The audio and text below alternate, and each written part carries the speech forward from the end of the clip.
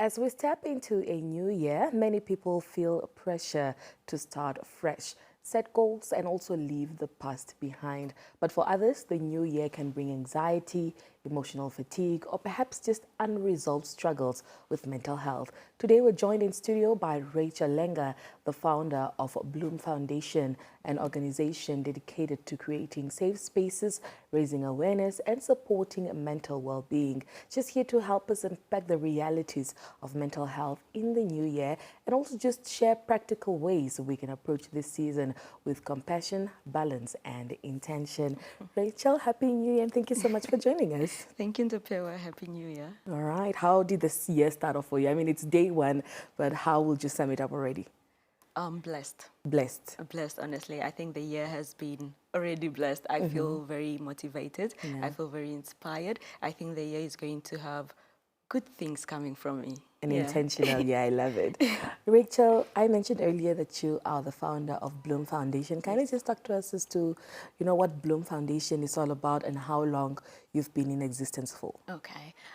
Bloom Foundation was born through personal experience and a deep awareness of actually trying to understand what mental well-being is, and that is mental health, mental illness. It started in 2021, basically, but I wasn't active. I created a page on Instagram, Bloom, and it wasn't active because the first 2 years was basically me trying to create a safe space for myself. So I was diagnosed with depression and anxiety in 2021, and while I was going through that whole process of recovering, I thought, let me share my experiences. So that became a safe space for me, and I started sharing what I was going through with everybody, and it became motivation for me to wake up every morning and say, I have something to fight for. So that's basically how Bloom Foundation started, yeah. Are you okay? I am okay. Yeah, you look okay. You look great. So seeing the page being up and running, you talking to so many people, how many people are relating to you right now? Sure. I think a lot of people, a lot of people are relating to us.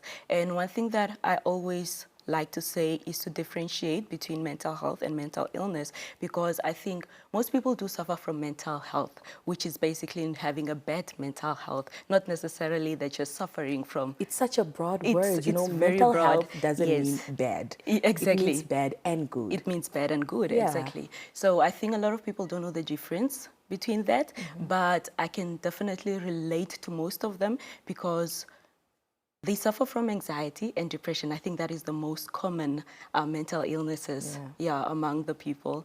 And with the support groups that we had before and the young people that we have shared our stories with, they normally suffer from that is anxiety, depression, and PTSD. Yeah. Yeah. As we enter a new year, what do you think are some of the most common health challenges that people are facing? I know you spoke about anxiety, depression, and also PTSD. But looking at the youth in Namibia, what challenges them the most to actually suffer from this? I would say probably financial pressure. Okay. Yeah, especially now that we're transitioning into a new year. I think December always comes with a lot of cost. Peer pressure too. Yes, it comes with a lot of cost, and we don't plan for the new year, and then we get stuck into this, we create this hole for ourselves where we are now financially depressed, right? And we do not have the finances to cover for the year, and we are worried and we don't know what to do. So I think financial pressure is one of the most things that we encounter when we come into the new year. Yeah. And, hence the term January, people are worried about, January. As much as, we make fun of the word, I think it actually just goes back to how people are actually, feeling right now. People are worried about January. It's back to school. We're making fun of, stationaries. Parents are, need to buy stationaries. But there's just so much pressure in that regard. But how can individuals basically, just set healthy and realistic goals or resolutions without harming their mental health? I think the first step to that is setting small goals, right? I think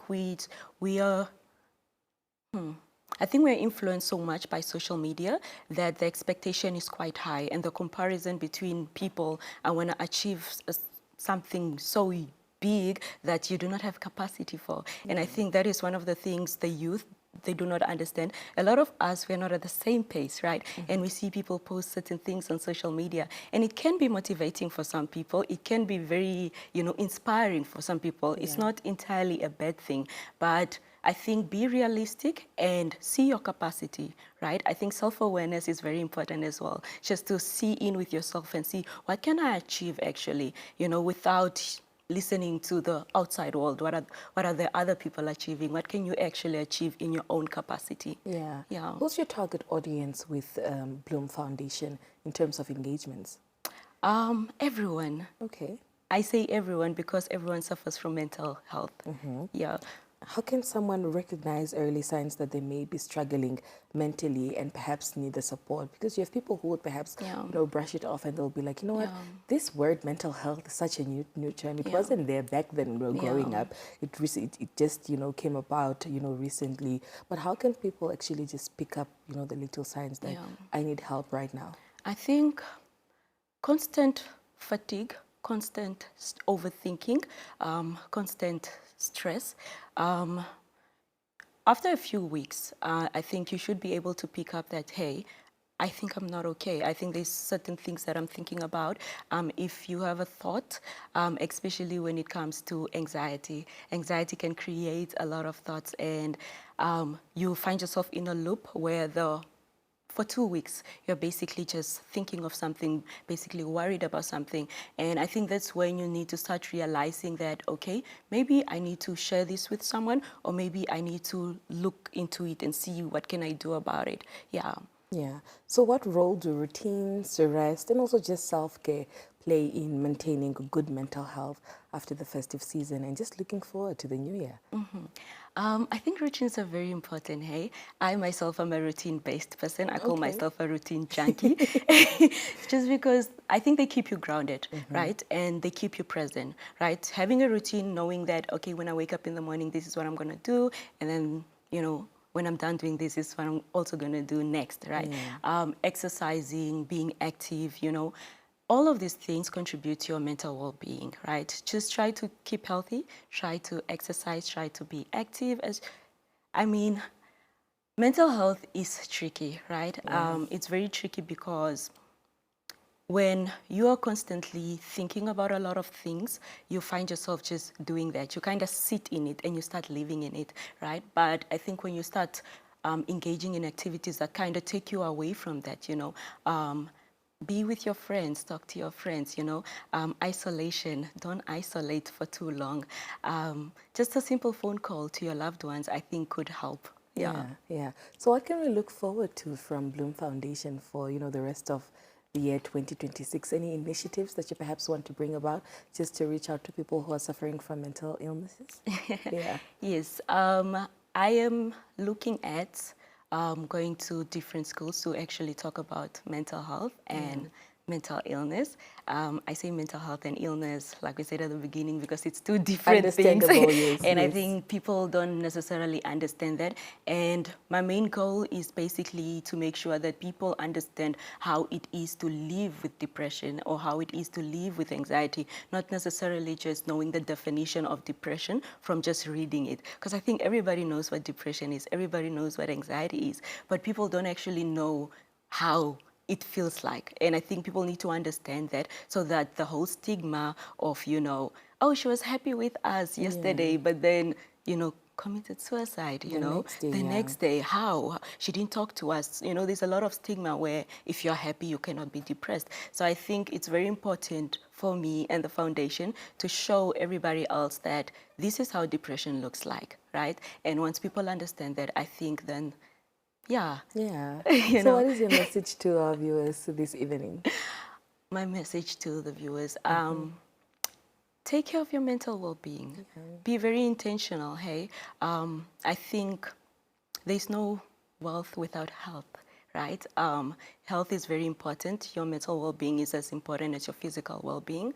Take care of your mental health. Be active, try to engage with everybody. Don't isolate, I think, yeah. Yeah. Yeah. Well, Rachel, it's been amazing talking to you. We appreciate you for coming on the Daily Roundup and, just talking to us, and sharing your story. We're grateful that you're actually in a good place right now and you're actually doing something about it and reaching out to the people who are perhaps finding themselves in similar situations. Thank you so much for the work that you do for the community, and do have a great year and all the best with your future endeavors. Thank you, Ndapewa. All right. Rachel Lenga, who is the founder of Bloom Foundation, talking to us about her foundation that basically focuses on mental health and also mental illnesses. The aim is to educate people, each and everyone, as to the difference between mental health and mental illnesses. Now, let's not forget the year just started off.